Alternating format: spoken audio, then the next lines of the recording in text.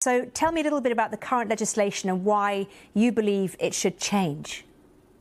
So the Veterinary Surgeons Act is almost 60 years old now, and it was created at a time when only vets owned practices, and predominantly vets were practicing sort of mixed practice or farm practice.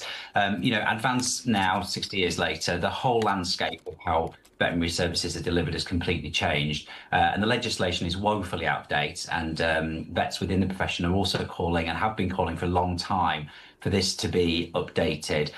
Within the legislation, there is no regulation of veterinary businesses, only on sole veterinary surgeons. And there's things like no protection for the veterinary nurse title, which are other things that I think are really important to address going forward. Do you think that people are being charged too much for pet healthcare in this country?